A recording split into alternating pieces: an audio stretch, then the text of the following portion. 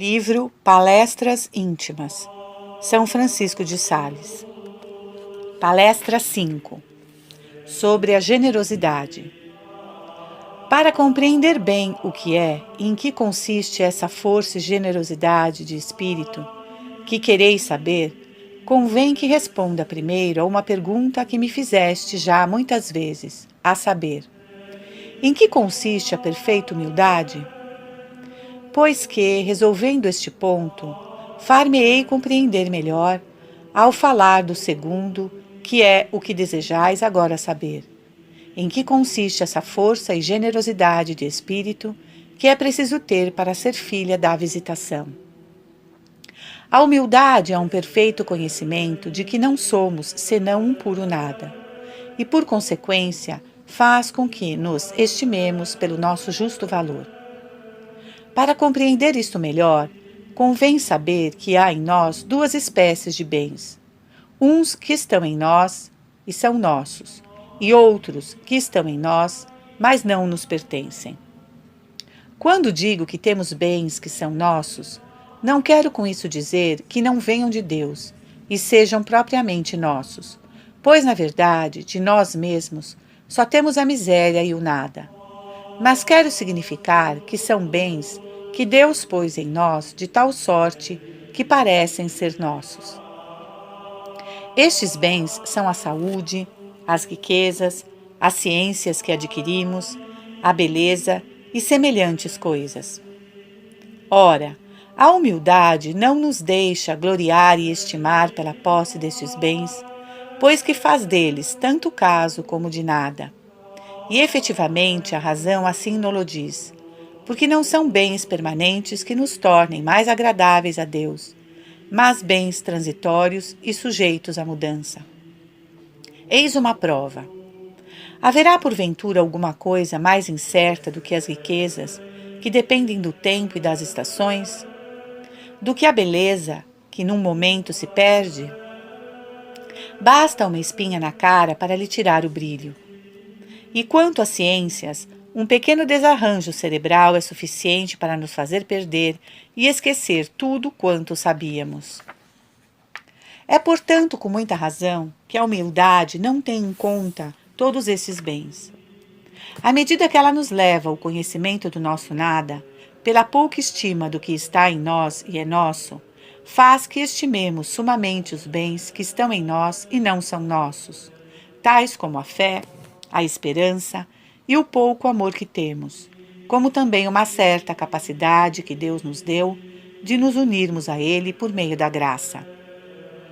E quanto a nós, pela nossa vocação, é que nos dá a certeza, quanto a podemos ter nesta vida, da posse da glória e felicidade eterna. E a estima que a humildade faz de todos esses bens, isto é, da fé, da esperança e da caridade, é o fundamento da generosidade de espírito. Como vedes, aqueles primeiros bens de que falamos pertencem à humildade para seu exercício, e os outros à generosidade. A humildade crê que nada pode, pelo conhecimento que tem da nossa pobreza e fraqueza. A generosidade, pelo contrário, faz-nos dizer com São Paulo: posso tudo naquele que me conforta. A humildade faz-nos desconfiar de nós e a generosidade faz-nos confiar em Deus. Vede, pois, que estas duas virtudes, de humildade e de generosidade, estão de tal modo unidas uma à outra que nunca estão nem podem estar separadas. Há pessoas que têm uma humildade falsa e mal entendida, que as impede de ver nelas os bens que Deus lhes deu. Fazem muito mal, pois devemos reconhecer, estimar e honrar muito os bens que Deus nos deu, e não os ter na mesma estima em que devemos ter os que estão em nós e são nossos. Não só os verdadeiros cristãos têm reconhecido que se deve considerar estas duas espécies de bens que estão em nós, uns para nos humilharmos, os outros para glorificarmos a bondade divina que nos deu, mas também os filósofos, porque esta palavra que eles dizem, conhece-te a ti mesmo, quer dizer não só do conhecimento da nossa vileza e miséria, mas também da excelência e dignidade nas nossas almas, que têm capacidade para se unirem à divindade pela bondade divina, a qual nos deu um certo instinto que nos faz sempre aspirar a esta união, e nisto consiste toda a nossa felicidade. A humildade que não produz a generosidade é indubitavelmente falsa, porque a verdadeira, depois de ter dito não posso coisa alguma, não sou senão um puro nada, cede imediatamente o lugar à generosidade de espírito que diz: não há nem pode haver nada que eu não possa, porque ponho toda a minha confiança em Deus, que tudo pode. Com esta confiança, empreende resolutamente tudo que lhe ordenam ou aconselham, por difícil que seja. Posso mesmo assegurar-vos que fazer milagres não lhe pareceria impossível se lhes mandassem fazer, e se a isso se pusesse com simplicidade de coração. Deus mais depressa faria o milagre do que deixaria de a ajudar, porque não é nas próprias forças que confia, mas sim nos dons de Deus. E diz a si mesma: se Deus me chamou a um estado de perfeição tão alta que não há nesta vida outra mais elevada, o que me poderá impedir de a atingir? Pois que estou certíssima que aquele que começou a obra da minha perfeição a há de acabar. Mas atendei a que tudo isso se faz sem a mínima presunção, pois esta confiança não impede que nos acautelemos para não cair, mas nos tornemos mais atentos a nós mesmos, mais vigilantes e cuidadosos em fazer o que pode contribuir para nos adiantarmos na perfeição. A humildade não consiste só em desconfiar de nós mesmos, mas também em confiarmos em Deus.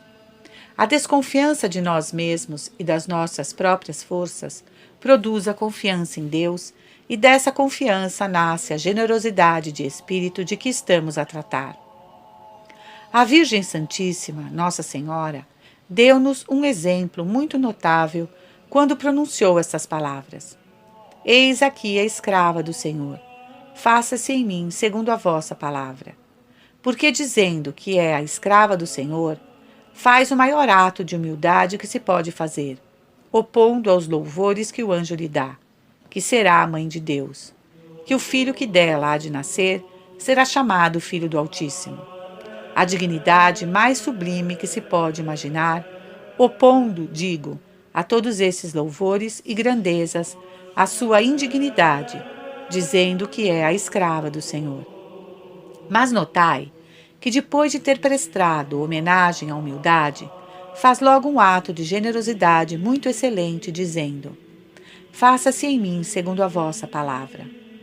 É verdade, ela queria dizer, que de mim não mereço esta graça, mas como o bem que há em mim é de Deus, e o que me dizeis é a sua santíssima vontade, creio que isso pode fazer-se e que se fará. E sem a menor dúvida diz: faça-se em mim como dizeis. Muitos poucos atos de verdadeira contrição se fazem, porque depois de nos termos humilhado e confundido diante da majestade divina, com a consideração das nossas grandes infidelidades, não fazemos esse ato de confiança, cobrando ânimo com a certeza que devemos ter de que a divina bondade nos dará a sua graça para dali por diante de sermos fiéis e correspondermos melhor ao seu amor.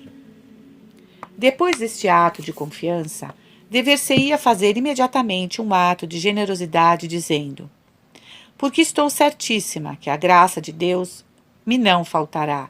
Quero também crer que ela não permitirá que eu deixe de corresponder à sua graça. Pois poder-se-ia replicar: se eu faltar a graça me faltará também. É verdade. Se assim é, quem me assegurará então que para o futuro não hei de faltar a graça, se tantas vezes lhe tenho faltado no passado? A generosidade faz com que a alma diga ousadamente e sem nada temer: não, nunca mais serei infiel a Deus. Como não sente no coração a vontade de o ser, empreende sem nada temer tudo que sabe poder torná-la mais agradável a Deus, sem exceção de coisa alguma. e empreendendo tudo, crê poder tudo, não por si mesma, mas com Deus, em que põe toda a sua confiança, e por quem faz e empreende quanto lhe mandam e aconselham.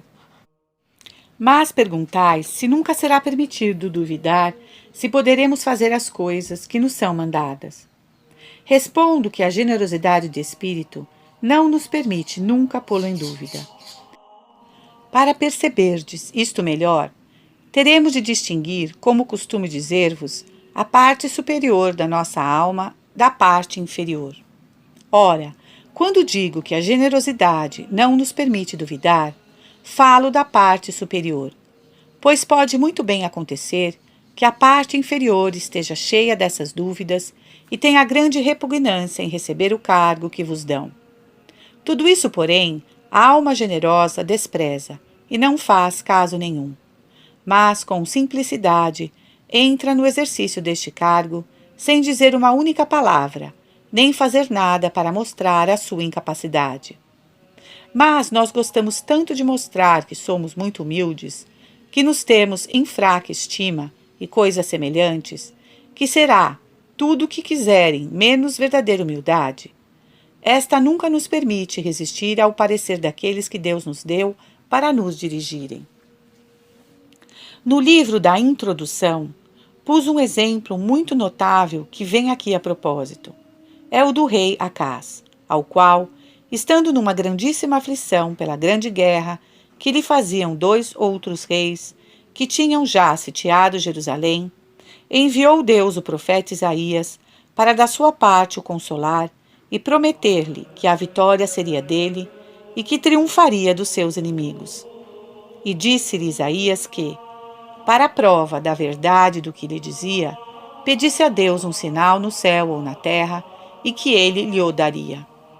Mas Acás, desconfiando da bondade de Deus e da sua liberalidade, não, disse, não farei tal, porque não quero tentar a Deus.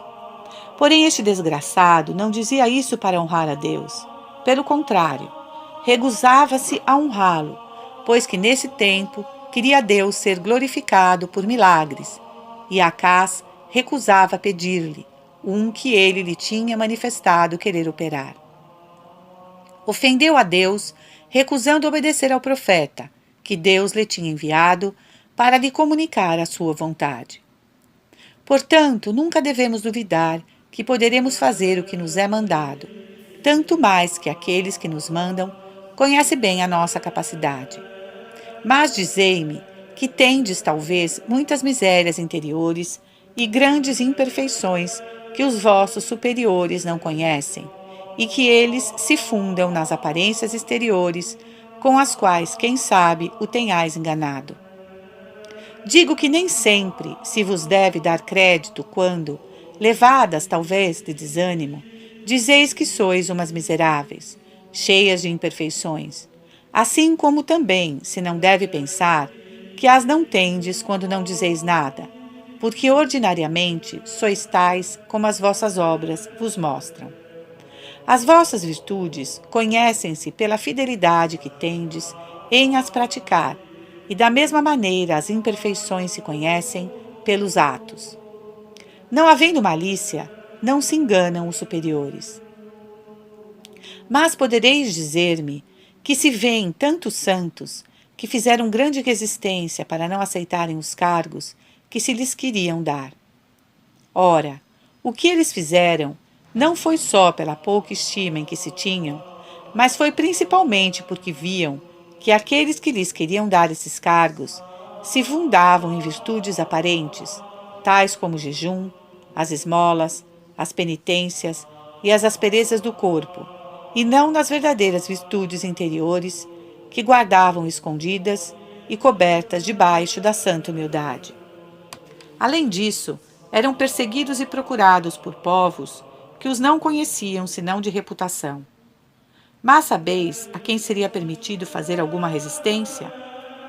Há uma irmã de Dijon, por exemplo, a quem uma superiora de Annecy mandasse ordem de ser superiora, sem nunca a ter visto nem conhecido. Mas uma irmã desta casa, a quem se desse a mesma ordem, nunca deveria alegar razões para mostrar repugnância em cumprir o que lhe é mandado. Refiro-me sempre à parte superior. Mas deveria começar o exercício de seu cargo com tanta paz e decisão como se sentisse em si muita capacidade. Percebo bem a sutileza. É que temos medo de não nos sairmos bem. Temos em tanto apreço a nossa reputação que não queremos passar por aprendizes no exercício dos nossos cargos, mas sim por mestras que nunca cometem faltas. Compreendeis agora em que consiste o espírito de fortaleza e de generosidade que tanto desejamos ver reinar aqui, banindo por completo todas as pieguices, exageradas sensibilidades e lamúrias que não servem senão para nos fazer parar no caminho e impedir-nos os progressos na perfeição. Essa sensibilidade exagerada vive das vãs reflexões que fazemos sobre nós mesmos, principalmente quando tropeçamos no caminho por alguma falta. Pois aqui, pela graça de Deus, nunca se cai completamente, pelo menos nunca ouvimos, mas tropeça-se. E em vez de nos humilharmos com suavidade e depois levantar-nos animosamente, como já dissemos, pomo-nos a pensar na nossa miséria e a enternecer-nos. Ai, meu Deus, como sou miserável! Não sirvo para nada. E depois passa-se ao desalento que nos faz dizer: oh, não se deve já esperar nada de mim. Jamais farei coisa alguma que preste. Perdem o tempo comigo. E com isso, quiséramos quase que não fizessem caso de nós, como se estivessem persuadidos de não poderem jamais fazer de nós coisa alguma. Meu Deus, como tudo isso está longe da alma generosa e que tem em grande estima, como dissemos, os bens que Deus nela pôs. Esta alma não se perturba nem com as dificuldades, nem da grandeza da obra, nem do muito tempo que nela tem de empregar, nem finalmente da demora da perfeição da obra empreendida. As filhas da visitação são todas chamadas a uma grande perfeição, e a sua empresa é a mais sublime e elevada que se possa imaginar, pois que não só pretendem unir-se à vontade de Deus, como todos os cristãos, mas pretende unir-se aos seus desejos e até às suas intenções, digo, quase até antes de se manifestarem. E se fosse possível imaginar alguma coisa mais perfeita e um grau de maior perfeição do que conformarem-se com a vontade de Deus, com seus desejos e intenções, empreenderiam certamente atingi-lo, pois que sua vocação a isso as obriga. Portanto, a vossa devoção deve ser forte e generosa, como já muitas vezes tenho dito. Mas além do que já dissemos dessa generosidade, é preciso dizer ainda o seguinte: a alma que a possui recebe igualmente as securas e as consolações, as penas interiores, as tristezas, o abatimento de espírito, por maior que tudo isso possa ser, como os fervores e as alegrias de um espírito muito cheio de paz e tranquilidade. E isto porque considera que aquele que lhe deu as consolações é o mesmo que lhe envia tanto uma coisa como outra, levado do mesmo amor, que ela reconhece ser imenso. Porque pela aflição interior de espírito, pretende ele atraí-la a uma altíssima perfeição, que consiste na abnegação de toda sorte de consolações nesta vida, certíssima que aquele que delas a priva neste mundo, lhe as concederá eternamente no céu. Dir-me-eis que no meio dessas grandes trevas não se podem fazer tais considerações, pois parece que não podemos dizer nem uma palavra a Nosso Senhor. Tendes razão em dizer que vos parece, pois que na verdade não é assim. O Sagrado Concílio de Trento determinou isto, e nós estamos obrigados a crer que Deus e a sua graça nunca nos abandonam de tal maneira que não possamos recorrer à sua bondade e protestar que, apesar de toda a perturbação da nossa alma, queremos ser todas dele e o não queremos ofender. Notai, porém, que tudo isso se passa na parte superior da nossa alma, e como a parte inferior nada distingue e continua sempre na sua aflição, isso nos perturba e faz com que nos achemos muito miseráveis, e sobre isso começamos a compadecer-nos de nós mesmas, como se fosse coisa muito digna de dó ver-nos sem consolação. Ai, meu Deus, consideremos que nosso Senhor e Mestre quis sofrer este tédio interior e de uma maneira incomparável. Escutai essas palavras que ele disse sobre a cruz. Meu Deus, por que me desamparastes? Estava reduzido ao último extremo, pois que só a parte mais pura do seu espírito se achava isenta de tristeza. Por isso fala com tristeza. Notai, porém, que não deixa de falar com Deus, para nos mostrar que também nós o podemos fazer. Desejais saber o que é melhor nessas ocasiões? Falar a Deus da nossa aflição e da nossa miséria, ou falar-lhe de outra coisa qualquer? Digo-vos que nisto, como em toda espécie de tentações, é melhor distrair o espírito da sua perturbação, falando a Deus de outra coisa, do que falar-lhe da nossa aflição. Porque se o queremos fazer, aumentamos de novo a nossa dor, sendo a nossa natureza tal, que não pode ver as suas aflições sem delas ter grande compaixão. Mas dizeis-me que não fazeis caso disto, não vou-lo lembrará depois para o dizer. Que importa? Somos como crianças, que não descansam enquanto não vos diz a mãe que foram picadas por uma abelha, para que a mãe delas se compadeça e lhe sopre sobre o mal que já passou. Assim nós queremos ir dizer à nossa mãe que estivemos muito aflitas e aumentar a nossa aflição, contando-a frequentemente, sem esquecer nenhuma circunstância que nos possa fazer lastimar um pouco. Ora, todas essas coisas não são criancices muito grandes? Se cometemos alguma infidelidade, é bom dizê-lo. Se fomos fiéis, é preciso também dizê-lo, mas brevemente, sem exagerar nenhuma coisa nem outra, pois devemos dizer tudo àqueles que estão encarregados da nossa alma. Dizei-me agora que quando tendes um grande movimento de cólera ou de outra qualquer tentação, ficais sempre com escrúpulo se disso vos não confessais. Deveis dizê-lo na vossa confissão anual, não como acusação, mas sim para receberdes instrução sobre a maneira de vos comportardes em semelhantes ocasiões. Digo quando vemos claramente que não demos consentimento algum, porque se ides dizer, acuso-me de ter tido durante 2 dias grandes movimentos de cólera, mas não consenti neles, dizei as vossas virtudes em vez de dizer os vossos defeitos. Mas estou em dúvida se nisso cometi alguma falta.